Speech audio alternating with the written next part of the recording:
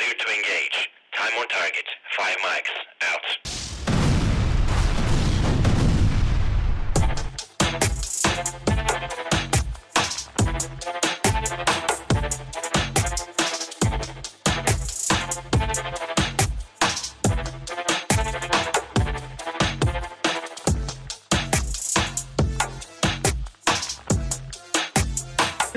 Doubt it.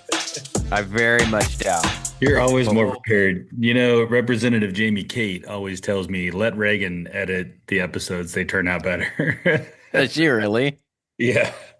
That's Yeah, 'cause funny. I messed up. I forgot something that I left in the Helfrich episode, and then I went back and deleted it and re-uploaded it, but she caught it because she listened to it early enough, and I was like, oh crap. Nice.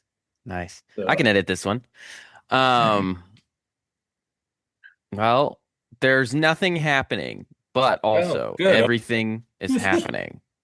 It's, you know, no one wants to do anything in July after session, which ended on the 27th, right? Yeah. Nobody wants to do anything. And we all, I think the lobbyists all have their vacations booked in July and legislators and stuff like that. And yet things keep happening. So we got to cover some of it. It includes a pretty substantial update for the candidate tracker. And I think the biggest one, Brian, which you may or may not be involved in, is that we have a handful still of senators who can't run again. Daniel Bonham is one of them. Jeff Helfrich has already announced for that seat. Now we have another one, Senator Hayden, who's limited by the Supreme Court decision on Measure 113, can't run again. Jamie Kate, one of his two state representatives, has announced and filed and has a Senate website and everything. I know. Look at that. It's crazy, huh? It's almost like she So was ready to go. Ah. people You should have your website ready before you announce, if at all possible, I because people are going to, when they hear about it, Google for you, and you want them to find your website and sign up for your email list and donate and all that stuff. Oh, So really? please do that. Please have your website ready before you announce. I think I'm so far behind on Vicky's too. Don't go there. It's horrible. I have to Well, work. she's that's different. She's been there for, I know. right, and it's probably still has a button on it where people can sign up and stuff. Like, oh, that's functional. It's just not refreshed. Yeah.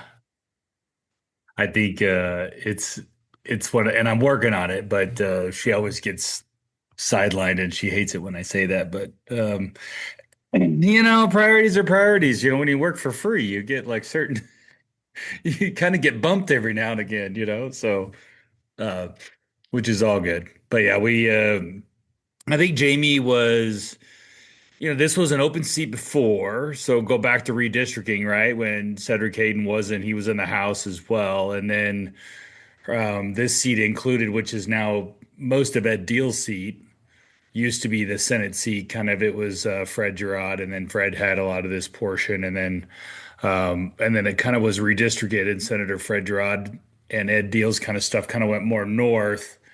And then this one kind of picked up more of the South rule stuff, which kind of gets in a little bit of Lane County, kind of Blue River stuff, which ultimately is where Charlie Conrad won, and then lost to Darren Harbick. And Darren is the first term representative that won in 24 and then started serving in 25. And so with Cedric not being able to run, I think, Cedric or Jamie didn't, at least from what I'm willing to share. She'll never come on the podcast because I keep asking her. But um, I've Jamie, we'll boot Brian off and we'll have you on. there you Okay, go. that's my offer. Yeah. I mean, she should have to talk to her constituent, which is you. So, I mean, I really feel like, Yeah, it's very true. I am barely her constituent. I sit like right on the other side. So my house, there's like three other houses yeah, between me and Representative Bossart Davis, and one of the fields I think that they either own or lease is behind my house. So they're in the middle yeah. of moving all that hay and stuff. And so, but I'm like a stone's throw away from Shelley's district, and I think the line goes right through one of her fields on the other side of her house. So it's funny that I am in Kate's district because I live so close to Boss R. Davis, but that's just, gerrymandering. What are you going to do? Yeah, I don't know how that happened, Reagan. I mean, Crazy. No clue how it goes through the field and got Shelley's house. Crazy, Who huh? knows?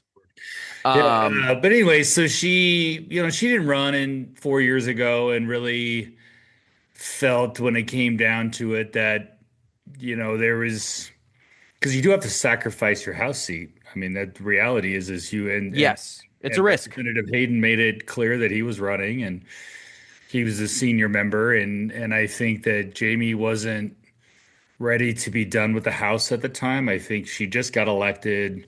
Vicky was.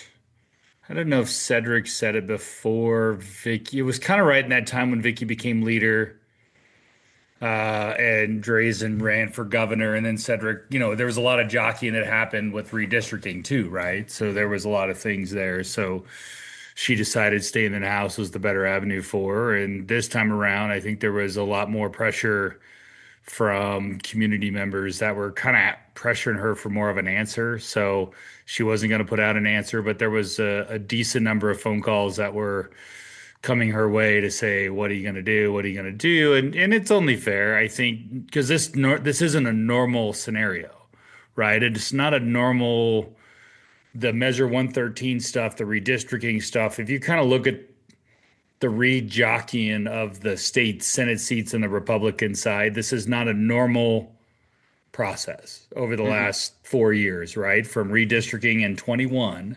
If you think about it, at the end of 21 until we're going to get to the end of 25, we've basically completely shuffled the deck in the Senate Republican caucus. So that's not normal to have that all happen in 4 years in the Senate. So we have to No. take it at that, not saying that this is normal. So I don't think Cedric Hayden would have retired if he wasn't not allowed to run. I think he Yeah. enjoys the legislature. I think he enjoys being on healthcare and doing all the things that he does. So I think it's a good, and then he goes to the woods for the summer and fights fires and does all the things that Cedric does, right? And when he's not in session. So it's not a normal scenario. And then so Jamie, just said, yeah, I think she decided that the Senate has a lot more. Once you're an experienced lawmaker, the Senate has a little bit more because it's just less people, right? So your ability to work in committee is a little stronger. Your ability to kind of work with your chairs because you're not one of 12, you're one of five.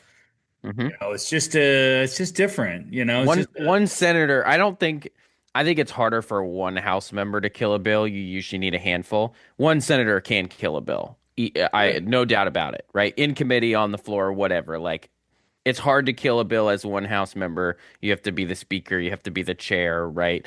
Um, and that's true in the Senate too. But to kill a bill and just be a member, just be a rank and file, that's a Senate thing. It's absolutely a Senate thing. And so yeah, the influence definitely it goes way up. So I think all those factors played into it. Um, she's really strong in her community, and I think and that showed with all of her endorsements. I mean, she started calling on Saturday, Sunday, I think, and put that press release out on Wednesday morning, and she just had a gluttony of them, and she's got a bunch more to add to it. So I think that which is be good. Go to jmk.com and look at the endorsements yourself. Now, I'm sure she'll end up. I would imagine that Rep Harvick is looking at that seat. That everybody knows that he's looking at that seat, the Senate seat, being the new representative. But that's now he's got to make that decision. Is giving up his House seat to take a chance? Is he willing to give up something that he finally won because he, wasn't successful in his few other runs for governor and Senate? So he got into the House. Can you do some work there? He's got a good district that's behind him. I don't know. I mean, I don't know if him and Jamie are they're not friends, I would say. So I mean, that makes it a little easier to run against somebody when you're not friends with them. But I mean, voting wise, I think they're very similar. So you have to kind of ask yourself, is it worth it? And we'll see. The ball is probably in his court. I don't know what he'll do. I like Darren. I think he's a nice guy. I think that he represents his district well. And ultimately, I would like to have him stay in the House because I think that that's there's some good opportunities for somebody like him in the House, and he's still learning how to pass bills and move bills inside that building, and developing his lobby list to people he works with and all those sort of things. But you is what it is, right? I mean, you get primaries, and that's what happens. So you you deal with it and you move on. Exactly. And I think like it's so funny because the primary system and the way those things work, it can create a lot of hurt feelings if you let it. But I always try to encourage people to think, you know, if you don't run, no one's coming after you, right? I've said this before on the podcast. No, this is more about the position than you. Yeah, your name gets used, but it's because you're the one there. Nobody's gonna throw you into the mix if you're not the one that's elected, Yeah. right? Same thing with primaries. It's just because you're the opponent. If somebody else was the opponent, they'd be getting the attacks and the vitriol. And I do think we lose perspective on this too, because like Burr and Hamilton, right? The Yeah. dueling, shooting, right? And then they go, "Oh, it's so mean on social media these days." And yes, it is, but get some perspective here. We used to shoot at each other. So I think Good that it perspective. I is like that analogy. right. I just think it's important. We get so focused on what's happening right now and thinking things are the Yeah. best they've ever been or the worst they've ever been. We lose that historical Yeah, we perspective. focus So more now on the words, where before they had bullets, right? yeah. Yeah. Whatever happened to sticks and stones, man. Whatever happened to sticks and stones. Yeah. That was a saying for a reason. So Yeah. no one's throwing any sticks. No physical violence. No. Um, let's see. I'm looking through this list to see the other thing. I don't know. You wanna break some news rumors we're hearing on the governor's race, maybe? I don't know. Break news. What do you mean? Well, Like, I don't know that this is that well known of a rumor, and so I just didn't know if we wanted to we want to throw it out there. That's what I'm asking, really. oh no, oh yeah, we doing this in real time? Yeah, no, I think we can. I mean, it's rumored. I mean, it's rumored that Daniel Bonham's going to throw his name in the. Yeah. I think that's. We've talked about that on the pod before. Like we, of Oh, course, I couldn't remember if we had talked about We it or we not. talked about it a little bit. I think we were really kind of, I think, focusing him on Boley just because of his experience running a small business and then being on Business and Labor in the Senate, because he didn't even give that up as leader. But we've heard from some donors out there in the state that he's been kind of pitching himself as governor. So, and the other one rumored, I would say that is Chris Dudley. I have it on good account that he has not said no. Listen, I He haven't has said said no that I'm yes. not running for governor. All right. I have a lot I'll start with this. I have a lot of respect for Chris Dudley. Ran, except for the one thing, a really, really good race in a really, really good year. And Yep. I mean, basically got unlucky because everybody's going to make mistakes. And unfortunately, his mistake hit at a pretty bad time. Democrats did a good job capitalizing on it. I've heard his name thrown out there for every governor's race I know. since 2010, and he's always declined to run. I don't really know what's different about this year. Maybe he has different personal circumstances. I don't follow his personal life, so I don't know what he's been dealing with, what he's got Yeah. going on, positive, negative, any of that stuff. I am so skeptical every time I hear Dudley's name. It's just one of those check boxes where you have to go through and be like, is Greg Walden running for governor? No, he's not. Okay. Is Chris Dudley running for governor? No, he's not. Okay. Right. Like Yeah. that's how I look at it. But maybe this time's But different. you do remember like Greg used to always make sure he won the straw poll at Dorchester. Yeah. Yeah. He would always be Back like, "Oh, back when that I'm mattered. not running," but then his team would always run around and make sure he wins the straw poll because I think he always wanted to make sure he was the top Republican Oh, sure. Why not? in the I mean, state, which was kind of cool. And I think no, I talked to Chris a couple of times. We saw him at a sister's rodeo party at one point, and we've I didn't just flat out ask him, but I know that there's donors out there that have reached out to him and done all the things. So I think that there's some definitely stronger rumors than before. Chris is living outside of Sisters, so he lives not far away. He's kind of reestablished himself back into Oregon. I think that I believe he's helping with the Trailblazers kind of thing, like with all of their. Trying to keep them in Oregon or helping I them think move? so. Yeah, last I heard, that's, and if I remember right, and he can probably text me and correct me. I don't know if he listens to our podcast, but I mean, everybody listens to our podcast, so I'm sure he does. But I think it would be. I know that he's more thinking about it. I definitely know that he was asked to run for county commissioner in Deschutes County, and I was like, that seems a little beneath him in your discussions of, it's like, I don't know if you can go from governor to commissioner. I mean, I guess you can, but um, it just feels. But of course, I mean, it's been what? I mean, he ran in 2010, so we're talking 15 years ago. I mean, it's a Yeah. long time. I mean, heck, there's probably a million and a half more people in Oregon than there was 15 years ago, or a million people probably at least, somewhere around there.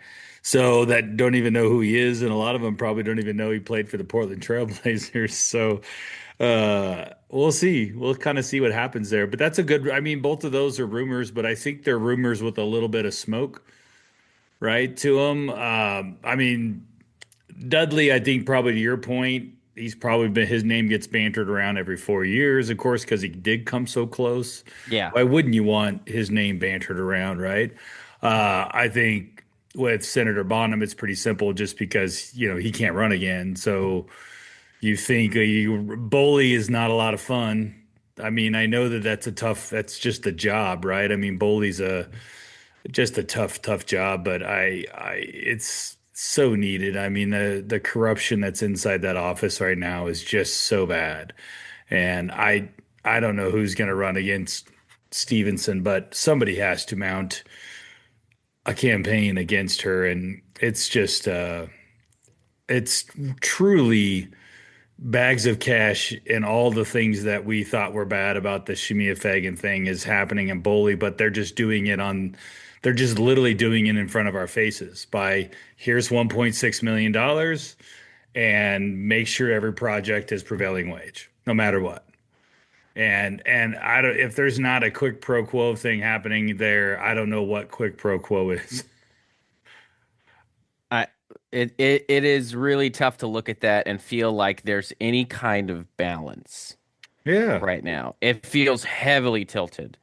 clearly. Um, yes, I agree. All right. So I think that covers most. Oh, and then the other thing that we covered the last time we talked about races about 2 weeks ago, which we did not, we haven't touched since, is that Merkley finally came out and said that he is running. So he went in to the governor's office, probably picked up the phone, Yeah. pitched Jeff Golden. She said no, and so now he's running again instead. That's my scenario. I don't have any data. I don't have any leaks. I don't have any, top secret information. Just conjecture. Just Jeff Golden just seems like the guy who's most like Jeff Merkley to go to U.S. Senate, but he is also not exactly a spring chicken himself. So maybe that was part of the consideration. That's the only reason. He's too old. Um, I will say the other thing that I think is super interesting about this. So Merkley is running. I loved all the statements. Oh gosh, we are so happy that Jeff Merkley is signing up for yeah. another 6 years. And you can all just see them at their computers typing out the tweets going, oh man, my chance to run for US Senate is now delayed by 6 more years. Can't and you just know, like through tears, they're typing how much they love Jeff Merkley because they Yeah. have to, right? Because they all have to be the team and they all have to work together. And he's the top of the ballot. And so if they start shooting up at him, he's gonna kick their names off of the slate cards and all that. Like you could just see it, and it was Yeah. hilarious to watch. They're just all pouring out their love for him through Totally. the tears of having to put their own political ambitions on hold Because again. behind the scenes, Ray Field's like, man, now I got to deal with all these Trump lawsuits that I just wanted to get into the U.S. Senate with him.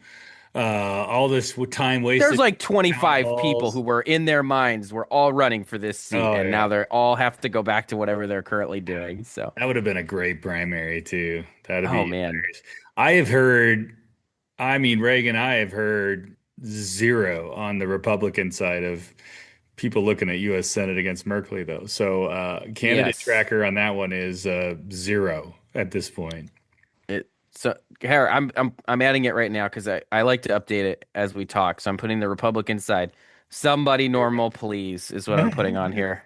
Just anybody normal. Oh, man. That's my new bar. So I wanted to go through, and I think we can do this really, really fast right now because there Yep. isn't a lot out there and there's no filings. But let's just run. I got the list of representatives by district, and Okay. we're just gonna hit real fast. And if you have anything that you think of, um, District 1, Court Boyce. I'm assuming he's running again. Haven't heard otherwise. Same. Virgil Osborne, District 2. I'm assuming he's running again. Haven't heard otherwise. Yep. District 3, Dwayne Yunker. He's running again. Guaranteed. District 4, Scarlatos, running again. District 5, Pam Marsh. I'm going to make an assumption running again, Yes. although she is definitely part of a contingent that's been there a little bit. And so, generally, after you've been there 3 or 4 terms, people start speculating about retirement. We haven't seen any indicators of it. People will say maybe she's retiring, right? I haven't heard that, but No, that's I would put her solidly in the running again camp. yep. District 6, Kim Wallen, running again. Yep. I District just 7, John Kim Wallen. Lively. I think this one can go either way. I think he could retire. I think if I think he'll consider it because it's a Trump midterm, and so ours have a hardest time in their minds, in their strategy minds. It's a Trump midterm. It's going to be good for Democrats. This is the best year to put a new person in. So I think they may consider it, or he may consider it. I still think 55 or 60% he runs again. Hmm.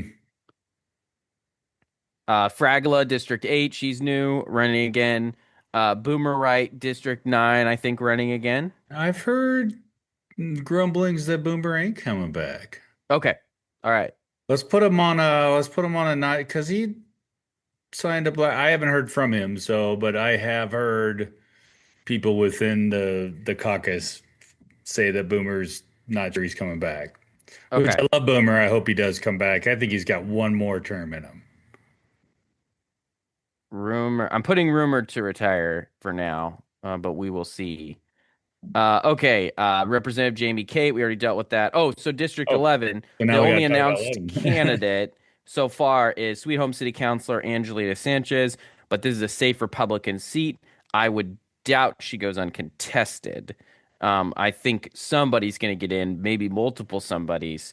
Um, like you talked about before, this district in its old form 4, 5, 6 people. Think about, I was just reminded the other day too, may he rest in peace. Enough is enough. It's time for Bruce Cuff ran for that seat as well. I had totally forgotten about him. The main three, the top three vote getters were Jamie Kate, Scott Sword, Tim Kirsch, but you had Bruce Cuff, you had Susan Coleman, the mayor of Sweet Home as well. So I do expect that there will be more in District 11. Angelia Sanchez is the first. So right now she can call herself the front runner, right? There was when Jamie waited, I think it was 4 years in 22, I believe. That's right. 22. She waited until like the last day to file, and there was, I think, 4 or 5 people that filed like that Yeah, last day, and then she filed, and then they all unfiled. It was kind of that is for funny. one guy, and then she, beat him handily. Um, yeah, you'll definitely get more people, I think, in 11. I think I don't see why you wouldn't. So, hmm District 12, Harbeck. He's running again unless he decides to run for Senate. Nancy Nathanson, District 13. One of those ones that's been around for a while, so probably the rumors to retire are always going to pop up. I don't see any reason why she would at this point, but keep an eye on that one. Julie Fahey, probably not going to retire. She's the speaker, I would imagine. Although yeah. Dan only did one term, Mr. Rayfield. But maybe she doesn't have a bigger, better thing to move on to. So she probably stays as speaker. Bossart Davis, District 15. I'm expecting her to file and run again. Well, she's rumored for CD5, so Congress. I don't even have Congress on here. I don't even want to. I just don't even want to think about those But races. I mean, It's that's just the only rumor I know yeah. they try to, talk Shelley into running for Congress every time. They tried to get her to run for CD6 last time and stuff too. But, Okay. which she'd be a great candidate. So I think it's, why wouldn't the NRCC reach out and talk to her? And she kind of sits in that weird zone where she's got she's in Lynn County. She's technically in CD5, but she also represents portions of CD6. So, and I think Mm, even close to CD4. I think she has some of that too, which is also kind of interesting. Where that yeah. Lynn County, where, well, you're her neighbor, where you guys sit, you're in this weird apex, Yeah. kind of We've a, shi we've shifted around. I mean, I was in there was parts I was in the fourth before redistricting, I think. I think Lynn County was in the fourth before redistricting. Then they had to make it a more Democrat seat because yes, you know. they did. Uh Sarah Finger McDonald, District 16, I'm expecting to run again. Ed Deal, District 17, expecting to run again. Rick Lewis, District 18 is one of those ones that people have started to wonder if he's going to retire. I think I'd expect him to run again, but not a lot more times. Agreed. Anderson, District 19. Him and Evans, we had talked about. If Patterson retires, one of them's probably jumping in. I think I would expect Anderson to go hard at that, partly because I think there's a lot of concern right now that Evans might be too Yep. moderate, and heaven forbid we send any moderates to the Senate. And I would love So the Senate floor for them to say Anderson, Anderson, because we'd that have. would It's already confusing because we get emails every time people they're like, "Why are you sponsoring this bill?" And we're like, "That's not us. That's Rep I Anderson." know that's so good. Yeah, It's it's so good. good. Evan, and then Evans, He'll I stay. think he'll run again, Yeah, but he had some stuff where he was very frustrated with folks at the end of the session. A lot of times that stuff dies down in the interim when it calms down, and so then people sign up for the rodeo again. But he'll run. Mannix could run for the Senate District 11 seat being vacated by Thatcher, but I think he'll be heavily courted by leadership to stay in his seat to help them protect that seat because it's harder without him, for sure. Yeah, I have it on pretty good authority. He's staying where he's at. Okay. All right. Well, we'll see if your But I authority mean, is he right. is the Kevin Mannix. So whenever you think you have him pegged, you don't. So I'll That's just right. say that about Kevin. He has ability to zig when others are zagging. This is true. Um, Leslie Munoz, she's gonna run again. I would. I have her rumored for the Thatcher seat. Oh, you have Munoz room. Yeah, Oh, I've interesting. I I've didn't even got think it. about that. I've heard from some of my Dems that they're tr heavily. So there's a little bit of a fight there because they want a good candidate in the Senate. Right. They want Munoz, right, to run because she beat Tracy Kramer. And if you think Kevin doesn't run, Tracy Kramer's probably your likely Senate candidate that they're reaching out to. So why not try to get the person who beat Tracy? Yeah, I could see that. I didn't even think about that. Probably good for Huh. the House. Yes, The helps the House R's. Republicans, not good for the House Democrats who probably want to keep her there. Right. But she's a teachers union shill, so that they'll determine what happens, not the Senate or the House, I would imagine. But I would definitely put her down as a rumored for Senate D's though, for sure. Yep. 23, Anna Scharf, probably running again. Yeah. 24, Lucetta Elmer, probably running again. Ben Bowman, rumored to retire. I don't think, I mean, he's just, he's done a horrible Yeah. job. This is sarcasm. This is just a joke. This is just to see if Ben Could listens to run my for Metro. podcast. Really. Yeah, run for Metro. Yes, there it is. Bowman, yes, I think he's going to run again. Sue Reike Smith, she's running, but she does have a primary challenger. Yeah. Ken Helm is one that has been rumored to retire. I don't know what he is going to do.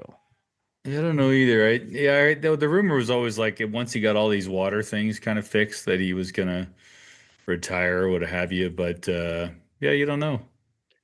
Brian, you want to take us through the next couple? Yeah.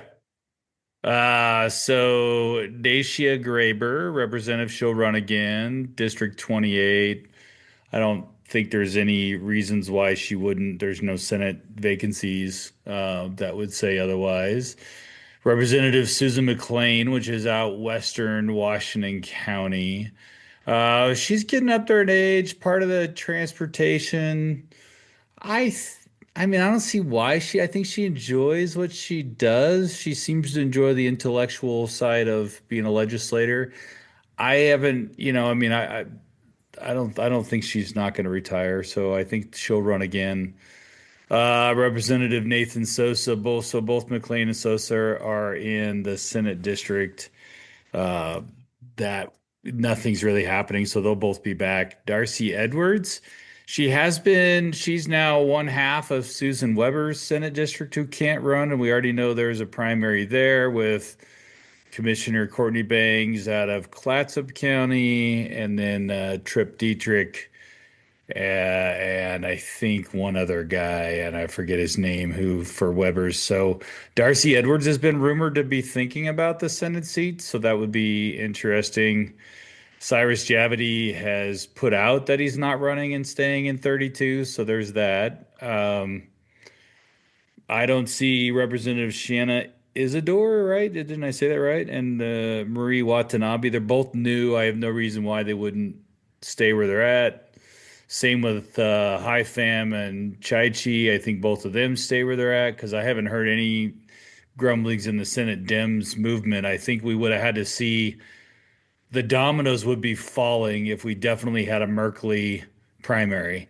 Dominoes would be trickling all the way through these House seats. So Daniel Wynn will stay where he's at. Jules Walters will stay where they're at. But I don't see them doing anything. April Dobson and Anessa Hartman, I would imagine they both run again because Senator Meek is running again. So I haven't, Dobson is brand new and Anessa's only in her, she's just finishing up her second term. So Gamba and Nose both enter Portland. Now, Nose one, you did mention that story today, which was kind of interesting that the teachers union president, Angela Bonilla, like, I mean, gosh, talk about the worst of the worst, has not, she's considering a primary against Rob Nose, which would be very fun to watch. Reportedly, because he hasn't defeated Israel and installed Palestine yet, is my understanding. I mean, as you know, the Portland Teachers Union number one issue is freeing Palestine. Yeah, And so it that's sounds good. like Rob Nose hasn't done that yet as a state legislator from Portland, and so she needs to challenge him. That's a bit of sarcasm there. I'm super interested in why. This is the thing. It's just like I have not gotten an Yeah, indication that Rob knows. In fact, he's always one that's there to hit a lot of the key Dem issues. It's not like he's some sort of big liberal or big conservative Democrat or anything like that. no. So that is super interesting to me. Maybe there's something personal there. I have no idea, but it's a very interesting story. That was in Willamette Week this morning. So I feel like she is just a blowhard and likes to see her name in the papers. that's I probably think right. I think she wants to interject herself into every conversation. So I think you're either be a teachers union representative or go run. So uh co-chair Tana Sanchez, she'll be back again because she's co-chair of Ways and Means. Why wouldn't she? Representative Nelson, I haven't heard any rumors or anything about Travis, so I'm assuming he's coming back.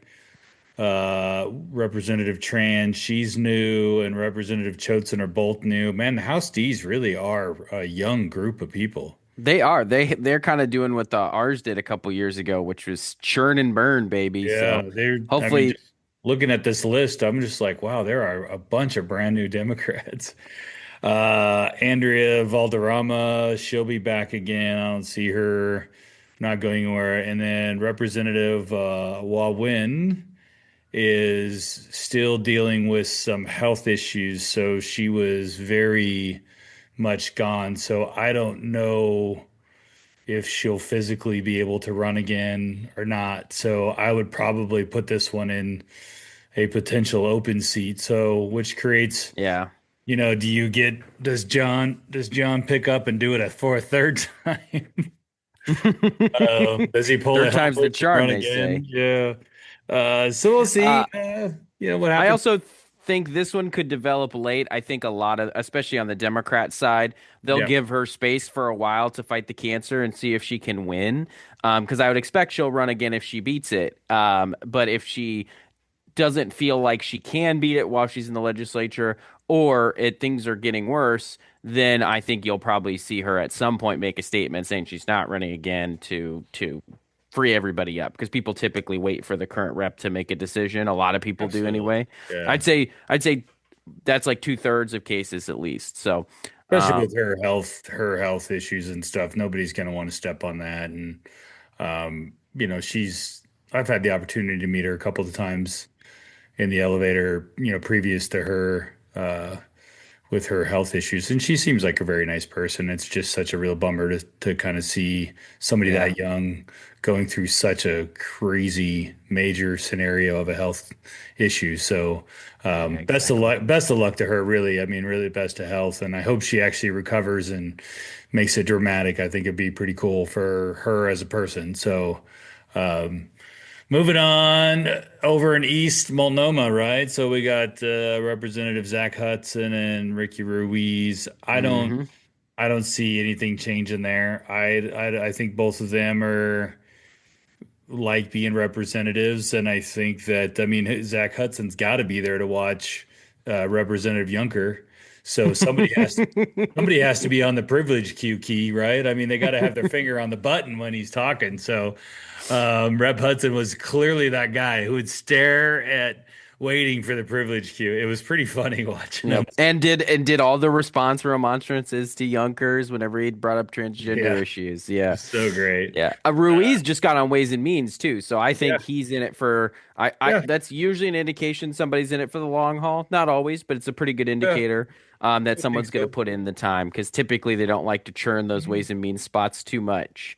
And they Um, both defeated some, I think there was some decently funded, House candidates the last two go arounds. So I think it's pretty, I think they're feeling a little more comfortable about their seats, especially with the Trump midterm. House District 51 and 52. This is, of course, the one we're all watching, right? Is mhm. Drazen and Helfrich, like, what do they do? Does Christine go to the Senate? Does she run for governor? She's also rumored, right? I mean, why wouldn't she be rumored to run again? She raised a bunch of money. Yeah. Jeff has announced, so in the wake of if they both were to run for Senate, Right. you leave yourself one really safe Republican seat from Sandy to Canby, basically. And then one, I call it a purple seat for Helfrich that, goes from the Dalles to basically East Gresham and kind of covers that Mount Hood kind of region. So I think that both of those, I think Christine's seat, you would see a lot more Republicans signing up for. Oh yeah. I think there's a lot of people be in that Republican group that's between Sandy and Canby. I think that So would. speaking of people signing up to come back, um, during this session, I noticed that there was a post from James Heeb, former state representative, District 51, about getting back in the fight, and I believe that means running for office. And so, I I hope. would I would imagine, well, not everyone's going to be excited about that. Uh, I imagine that he is potentially a candidate, and I do think that there's a chunk of voters who are probably going to sign up for James Heeb again, honestly, because he's a hardline conservative. I think Drazen, because she wants to run for governor, because she's been the House Republican leader, and just because she's one of those more traditional Republicans, I don't think she goes as hardline all the time as he does. And so he's gonna carve out that lane. I don't think that's necessarily the lane Drazen's looking for if she has statewide aspirations. And that's what's so interesting about watching her and Helfrich potentially be in this Senate primary is because normally in a primary you're like, I'm gonna go conservative, right? But if Drazen wants to run again for the for governor, I don't know that she can hit as hard conservative as she wants to. And Helfrich hasn't been hardcore conservative. He's been conservative, but he hasn't been like right wing off your rocker right wing, Yeah. right? Because he has a purple seat. And so that's what makes their primary super interesting to me because there's not like they'll probably both try to claim I'm the only true conservative because that's what you do. But both of them have vulnerabilities on that front, I guess is what I'm saying. Yeah. And so it'll make that one super interesting to watch. That whole all three of those races from the Senate to the two House seats, if those two do actually do battle, will Hmm. be that'll probably be the most interesting primary Oh yeah. trial out there. That Right. also triggers a leadership election in the House if Drayson Yeah. leaves too. So automatically, she may not. Leaders don't have to run again, obviously, but people Yeah. assume when you stay in the leadership role and you stay in the same chamber, you're going to run again for leader. So that also, adds some more interesting Sure does. Yeah. note to the House. So Emerson Levy, Jason Cruff. Funny enough, I was looking on the recall petitions. Somebody who is anti or is pro gun amendment, pro gun rights. Filed a recall on Jason Cruff. I do not think they collected That's enough awesome. signatures, but I thought that was funny. Both of them I'm expecting to run again. Broadman not resigning midterm as far as I've heard, so they're gonna hang in there. Reschke and McIntyre, the Klamath Falls crew, I think they're both likely to Yep. run again. Greg Smith, Bobby Levy, Eastern Oregon, running again as far as I know. I think Greg so. Smith Both really have put in the definitely years. both have definitely told me one more term. Okay. So And after, which is really, people think that you make a plan and you're like, I'm going to do this for 20, 30 years. No one does that. They do it term to term. Like if it started to suck, yeah, they're going to pull the ripcord. So you really only make a commitment term to term, partly because you got to file paperwork each time too when you're in the yeah. house. So, and then Vicky Breeze Iverson. Now she has. I made her sign up for 10 years so that I can stay employed obviously. But I think she's running again. If not, call me. I'd like a chance to chat. Well, And then unless Marco, Pence retires, then right? and she wants to go to Congress. Because she'd clearly uh, be the front runner in a congressional run in Cliff Pence's seat. So Absolutely. And I think if they lose the House, you'd see them maybe think about retiring in 2 years. But I would say yep, while you're in the majority, probably not.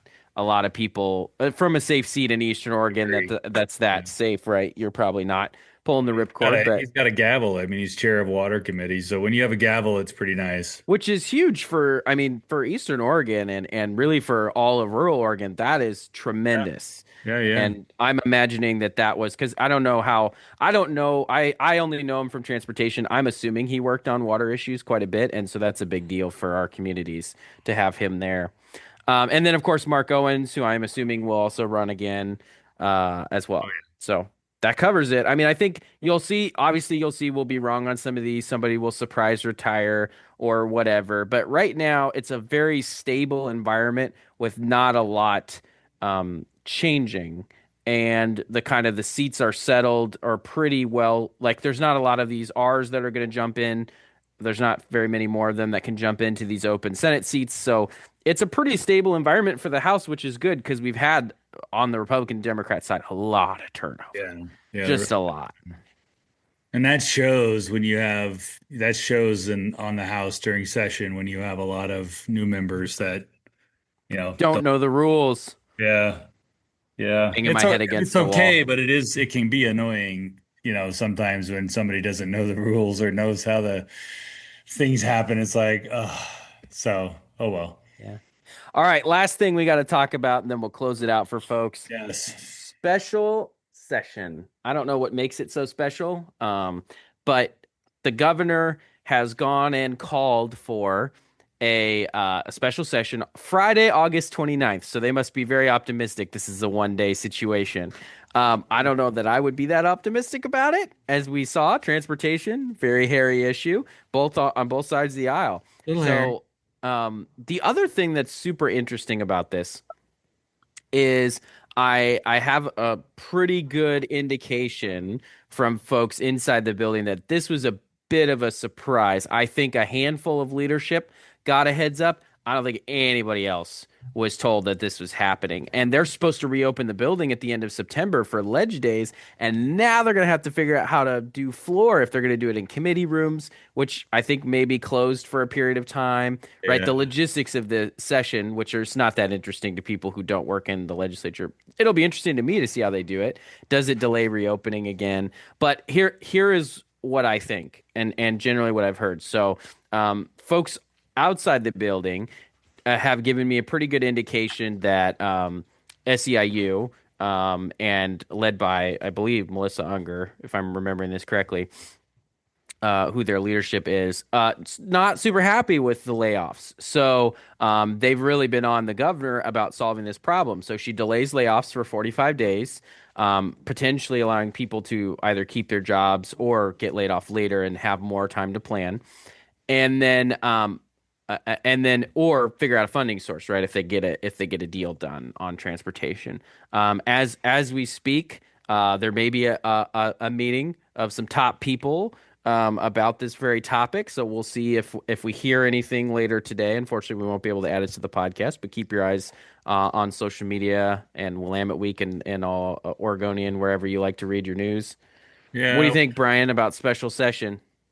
Uh, I mean, Friday before Labor Day. I mean, geez, Yuck. that had to been partly punishment, maybe.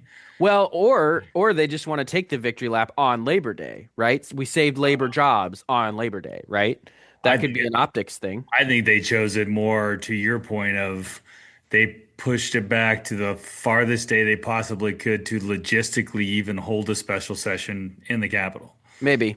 I kind of think that probably had more. Plus, also, they needed that to be the final day because the governor could delay 45 days of paying, but there was probably some technical issues there, I would imagine, with how There she can control the budgeting and not create layoffs without having a funding source what from the legislature. what ODOT and the governor's office told legislators is that you could wait to do the layoffs, but the longer you wait, the steeper they have to be because you save more money, obviously, on paychecks, the fewer paychecks you cut. Yeah. And so this 45-day delay probably, if we don't get a transportation package, increases the number of people who have to get laid off. So the pressure is increased. I do wonder a little bit about the strategy of being like, all right, I'm gonna give a 500 pink slips out at ODOT and then sitting on that for a while and thinking that that's going to create the pressure and then the governor calling the special session. Like what I think happened was the governor sat in the 3 cent hearing and said, I'm going to have to lay off a bunch of ODOT employees. Yeah. And the legislature went, knock yourself out, right? We don't like these options. We don't like what's been provided. And then the governor actually has to issue the pink slips. She does it. It goes over super poorly, weirdly, with ODOT employees in SEIU. I'm imagining that Melissa Unger sends some text messages, some phone calls, scheduled some meetings. I heard there's that she may have been on the governor pretty hard, as she might be expected to do by her union members. Sure. This very effectively moves Melissa Unger out of the governor's office and back into Wagner and Fahey's offices, right? She's Yeah. going to be sitting there with the leadership and with the transpo people and all that, being like, okay, we have a special session now, right? So here's, I guess, the other question too that is probably going to get debated. The answer's pretty easy, honestly. People don't want to hear this. The Republicans can just not show up. Sure. But I'm pretty sure that they can still give them unexcused absences for it. I do not put it past that they're going to apply unexcused absences for Yeah. not showing up for special session. Whether people think that's in the rules or not, they're just going to do it. And so by that, I believe. And even without that, I think both chambers are showing up. Maybe not everybody, but there will be quorum. And I think that that's a reality that people need to get their minds wrapped around right now. Yeah, the quorum stuff it'd be silly for them not to, for us to deny quorum or what have you for this. It doesn't make any sense, from it strategically, politically. There's really there's Nope. no reason to deny quorum, over this issue of, 5 cents more in gas taxes or 6 cents, for ODOT stuff. I think that now whether or not you're going to get Republicans to vote yes for Oh, sense gas, that's a whole different question. And I agree. I don't like it because I think all we're doing, like I think we've been running state government, and this has probably been the biggest criticism I have of Governor Kotek is she's not solving problems. She's just putting more money into the same problem. And we're not, and ODOT's a prime example of like we did supposedly there was all this work done during session to get nothing. And then now you're just throwing a band-aid on the same problem of ODOT. And I think you're not solving the problem, and I don't think that the governor gets any sort of win here. Like, I mean, it's a complete failure by the Democrats, and it's a complete failure by the governor to prioritize what should happen with ODOT. It's her agency. She is the governor. And I think to just come in there and put another Band-Aid on it so we can try to kick the can further down the road, and she'll want to kick it all the way to 27 so she doesn't have to, and she's just going to blame Republicans on the campaign trail, for all the things, when the reality is they have enough members to pass their own. She couldn't pass it within Democrats. So now getting this 6 cents, we'll see if all the Democrats show up and pass it.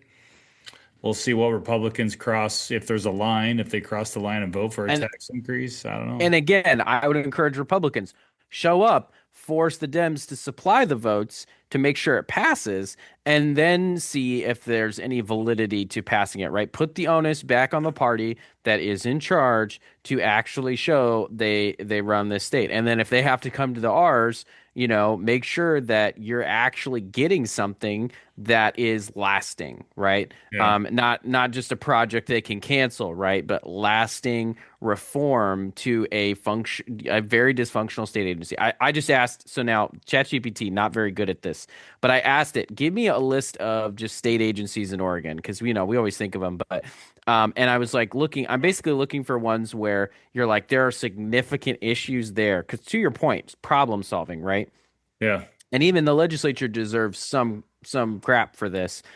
Department of Environmental Quality. Yikes, so many problems. Mostly not fixed, right? Dogami, an enormous number of problems. We threw positions at it. That's what we did. Department of Human Services, all they're doing is caseload management and throwing positions at it. DLCD, I got a text from Oregon property owners. They want to come on to talk about these horrible agritourism draft rules. So we're going to do that hopefully next week. DLCD, disastrous. Department of Transportation, horrible. Department of Water Resources, so many problems. And Oregon Youth Authority, let's just say, what did we even do on Oregon Youth Authority? They are getting sued out the wazoo for basically abusing the kids that they are supposed to have and manage. Teachers Standards and Practices Commission. How many articles are we reading about teachers who are sexually taking advantage of students, right? So many of these big issues just get absolutely left alone, and it really is embarrassing. Department of Education, fifth in the country. So many issues that we could actually tackle and solve and do real reform, and people are just unwilling to do it. And it's really not people, it's the Democrats in charge who are unwilling to solve these problems. And congratulations to them. It doesn't cut up to you electorally yet. It will eventually. Yeah. No, I would agree. I think that I that's just been my biggest, criticism of the governor. And I don't dislike her as a person, but as a governor, she just really, I mean, what's her win? What's her key victories? What is she, because her messaging has to go from, we solved and tackled these issues and we're winning, to we're making good progress. We're tackling the issue head on. Like, they'll start using words like that. Continuing is another big one, right? Continuing the effort. But homelessness is still higher. Housing isn't even remotely fixed. It's clearly gotten worse. Traffic is horrible, and there's no better fix in the future. OHA sucks. DEQ sucks. I mean, you talked about OYA. I mean, there's just agency after agency. The only agency that I think there's actually been some decent movement on is probably ODF at that point. Yeah. Yeah. So that's probably the only one that I've seen, with some wildfire funding and some things that they've done. And And they still had their director resign in scandal this year. I mean, yeah, I know, it's still not as good. It could be way better. OHA, another one that's just a tremendous challenge. I mean, I don't even know if Dr. Hathi, who is, doing her moonlighting situation, right?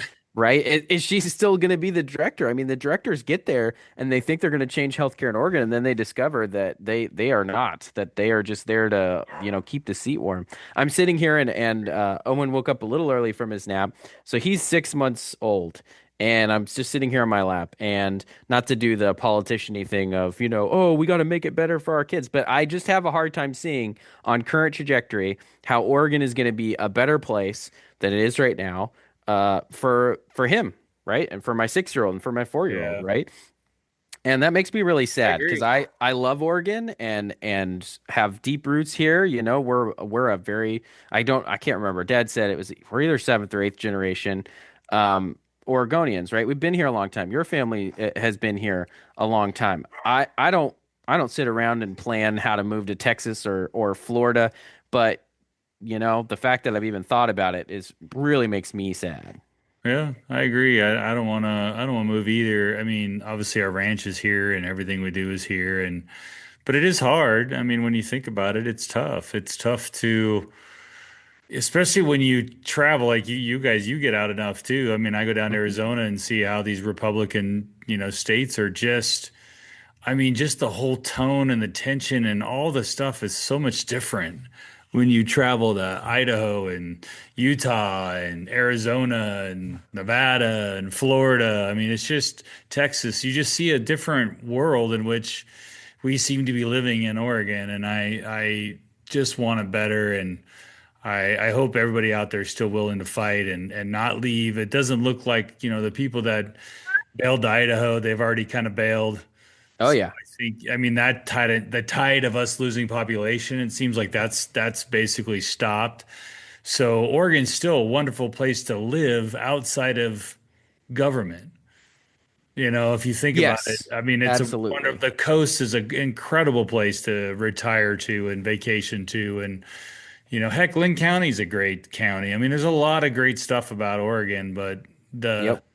winning in government is not why you would move here. And it looks like it tends to be the number one reason why these companies keep leaving Oregon.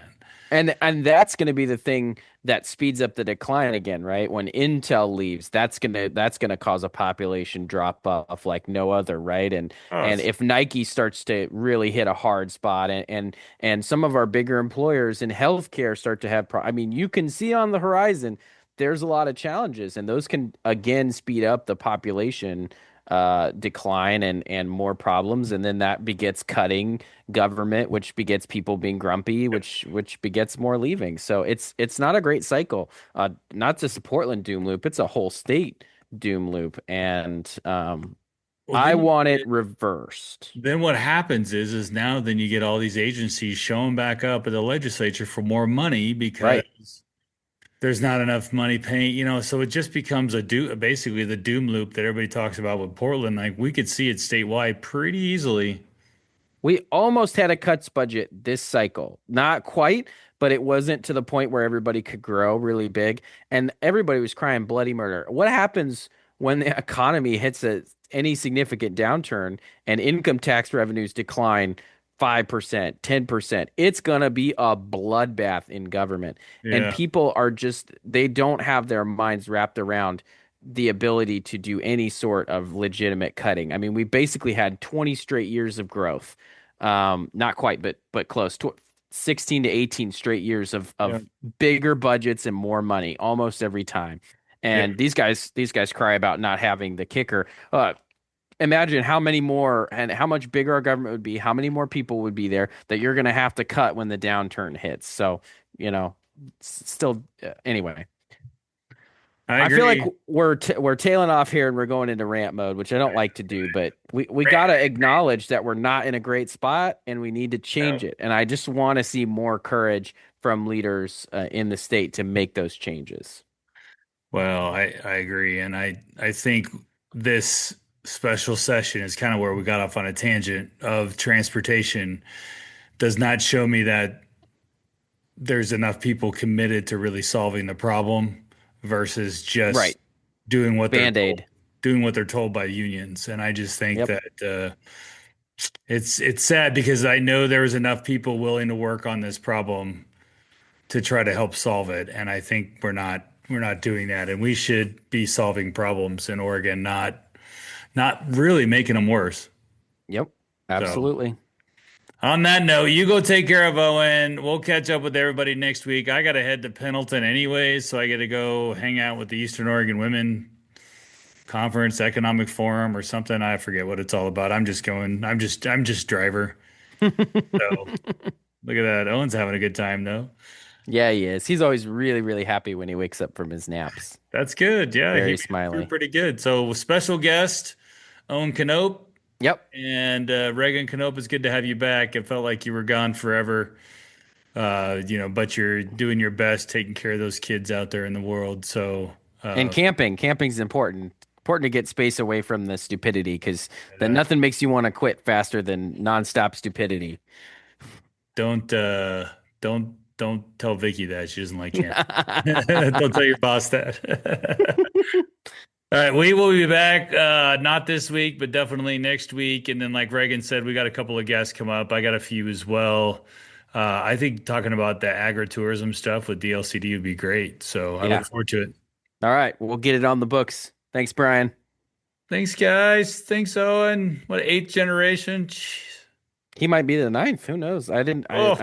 I'm not. Yeah, Man, it's you crazy. can't go back that far. That's not fair. Just making stuff up.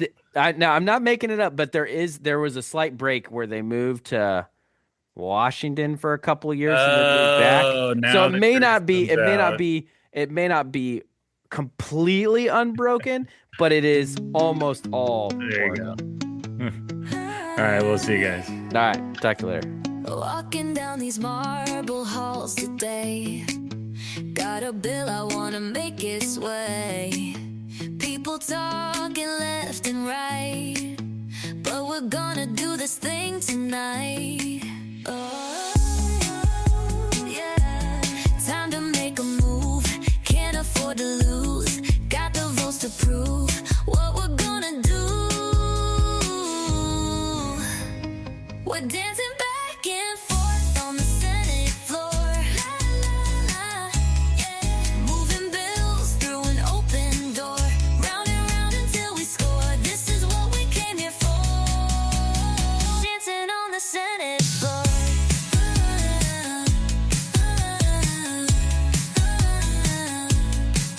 Representatives and senators meet, trading words to find the perfect beat. Committee hearings all day long, till we finally sing the same song. Oh, yeah. Amendments flying high, watch them pass on by. Gotta give and try, make this bill fly. We're dancing back and forth on the Senate floor. La, la, yeah, yeah. Moving bills through an open door. Round and round until we score. This is what we came here for. Dancing on the Senate floor.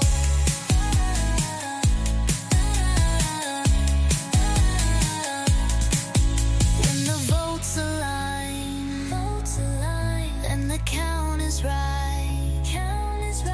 Feel that Oregon pride, as we pass it tonight. We're dancing.